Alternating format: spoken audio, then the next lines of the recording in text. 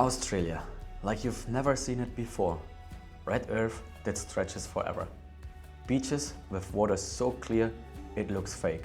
Rainforests that date back to the dinosaurs. And wildlife up close like nowhere else on Earth. I spent the last 6 years living and working across this massive continent, exploring every corner between work seasons, from the tropical north to the rugged south. And let me tell you, it blew my mind. This isn't a countdown. It's a collection of my top 10 favorite places. The spots that actually lived up to the hype. Plus some gems that didn't make it into the top 10. Let's jump right in.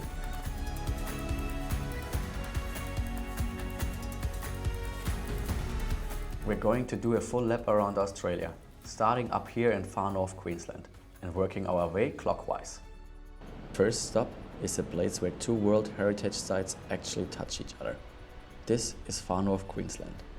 It is a place of intense color and ancient history. The Daintree rainforest is the oldest surviving rainforest in the world. We're talking 180 million years old. Walking through here, the air feels different. It's heavy, humid and full of life. And right next door is the Great Barrier Reef. Getting in the water, that's where the magic happens. It's absolutely mesmerizing. But here's a tip. Don't just stick to cairns. Head inland to the Atherton Tablelands. Waterfalls everywhere, crater lakes, and hardly anyone else.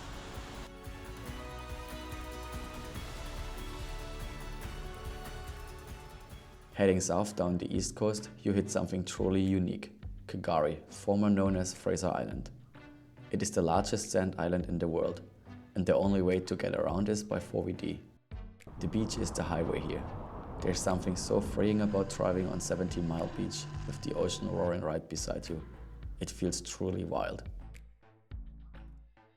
You'll drive past the Mahino shipwreck, rusting away into surf. It's a photographer's dream, especially at sunrise.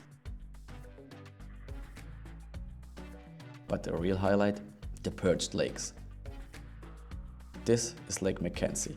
The water is fresh water, collected entirely from rain. It's crystal clear and incredibly soft on your skin. Swimming here feels almost unreal. You also have to keep an eye out for dingoes. They are Australia's wild dogs and they roam freely here. Seeing a wild dingo on the beach is an unforgettable experience. But remember, they are wild animals, so keep your distance and never feed them.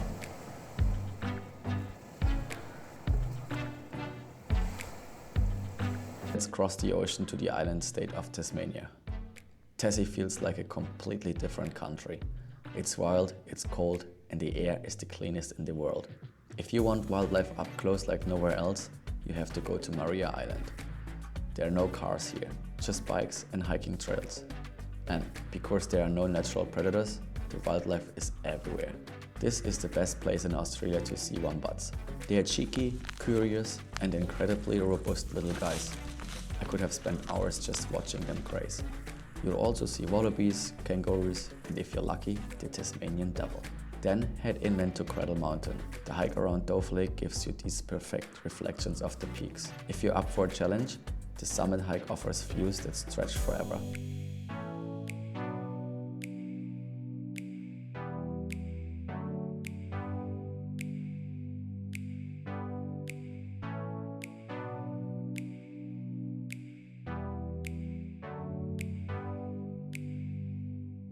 Esperance is one of those places where you show someone a photo and they think you've cranked the saturation up.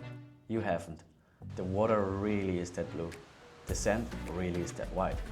Lucky Bay, Twilight Beach, these are some of the most famous beaches in Australia. And yeah, they get busy. But even with people around, you just stand there going, how is this real? And if you want quieter spots, they exist. You just have to explore a bit further along the coast.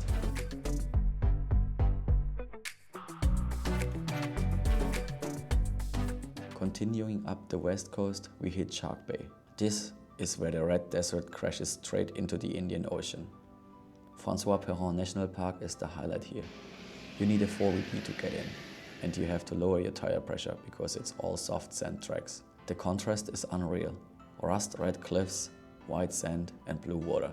From the cliffs at Skip Checkpoint, you can look down and see sharks, rays, turtles, and if you're lucky, the rare dugong cruising in the shallows.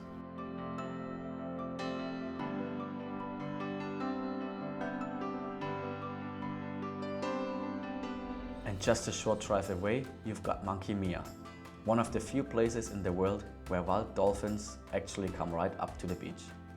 On calm mornings, they glide into the bay and hang out just a few meters from the shore. And you're standing there in the shallow water, watching them cruise past your legs. It's an easy, accessible wildlife encounter, but it still feels surprisingly natural. A pretty special way to start the day in Shark Bay.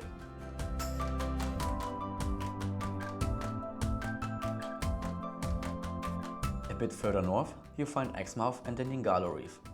It's a Frisian reef, so you don't need a boat. You just walk off the beach, put your face in the water, and you're on the reef. Out on the reef, you've got healthy coral, colorful reef fish, and plenty of turtles cruising past you while you snorkel. With only a simple national park pass, a mask, and a snorkel, this is something almost anyone can do. The most powerful moments for me were during turtle season. Standing on the beach, seeing thousands of turtles in one area, rolling in the waves and coming up for air all around you, was incredibly special and really emotional. And if you're here at the right time, you might even see hatching at night. When tiny baby turtles race from the sand down to the ocean, it feels like pure magic. Ningalo is also one of the best places in the world to join a tour and swim with whale sharks. Huge, gentle plankton eaters that make you feel absolutely tiny in the water. And because this reef is still in great shape, it's important to look after it. Avoid fins if you're not confident. Never stand on the coral and use reef-safe sunscreen so it stays beautiful for the next people who come here.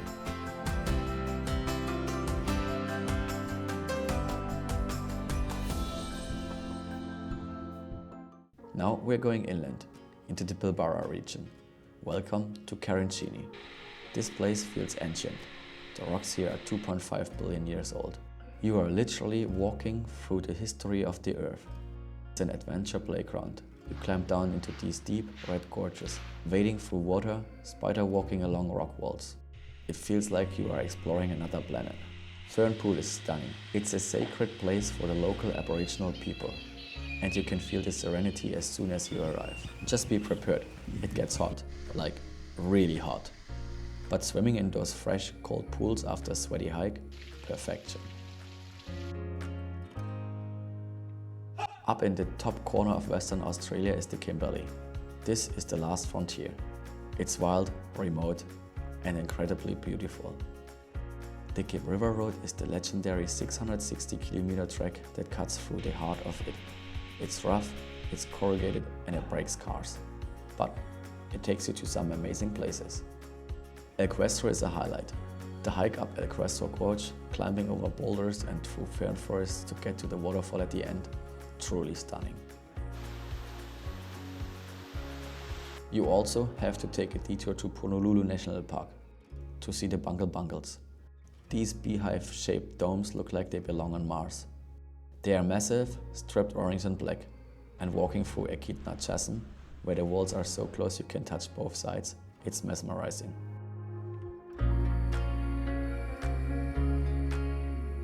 Crossing into the Northern Territory, we reach the top end.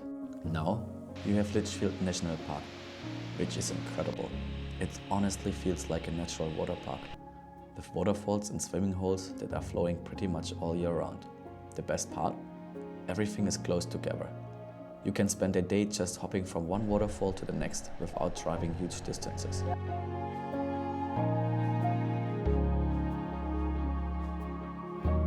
Kakadu, on the other hand, is massive and wild. But when we were there, a lot of it was actually closed because of heavy rains and flooding. So we didn't get to see as much as we hoped. Still, the one place that really stuck with me was Ubir. Honestly, the rock art is so cool. But what stayed with me the most is the view from the top. You look out over these endless floodplains and it just hits you. The top end is raw. Massive sunsets, crocs in every river, and this constant feeling that nature is completely in charge up here.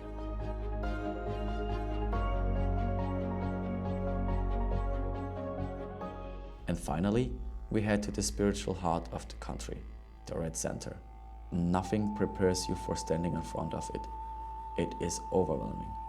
It's not just a rock, it's a living cultural landscape. Watching the colors change from ochre to glowing red to purple at sunset, it's an unforgettable experience.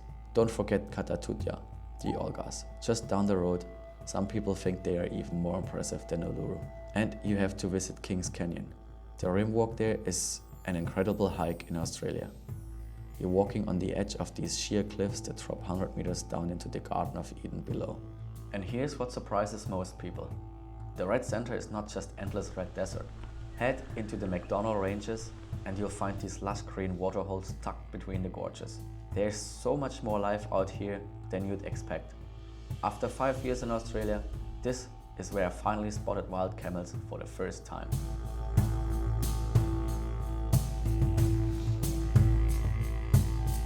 Of course, there are many more incredible places in Australia, like the Blue Mountains, the Whitsundays or Mount Kosciuszko.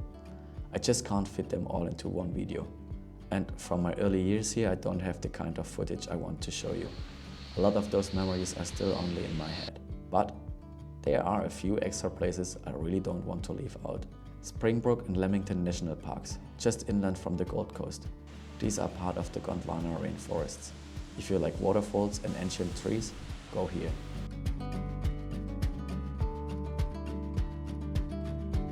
Kalbarri and Hutt Lagoon. On the way to Kalbarri, stop at Hutt Lagoon, a bubblegum pink lake that looks completely unreal. Kalbarri itself has 2 national parks, one along the dramatic coastline and one inland with deep gorges and the famous Nature's Window.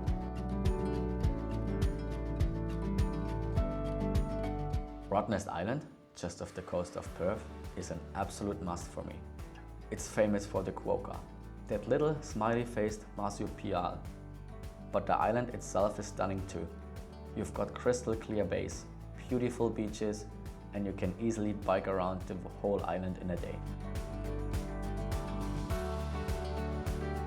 Flinders Ranges in South Australia. This is rugged, ancient outback scenery without the crowds of the Red Centre, and a great place to spot yellow-footed rock wallabies. And then you have the area around Perth, with the highlights of the pinnacles and the sand dunes. The Pinnacle Desert feels like a stone forest rising out of the yellow sand. And just nearby you've got huge white dunes where you can hike or sandboard with the ocean in the background. Further south, places like Busselton and the wine regions are also worth a stop if you have extra time. Australia is a place that stays with you. It's vast, it's dangerous in parts, but it is undeniably beautiful. What makes Australia different is the freedom. Wide open roads, river crossings, endless outback, and around every corner, wildlife you won't find anywhere else on Earth. If you want to see all the incredible animals I spotted on this journey, stay tuned. That one's coming next. If you haven't been yet, I hope Australia is now at the very top of your travel list. If you want to see more, subscribe and hit the like to follow along. I'll be sharing a full road trip adventure series soon. Until next time, safe travels and keep exploring.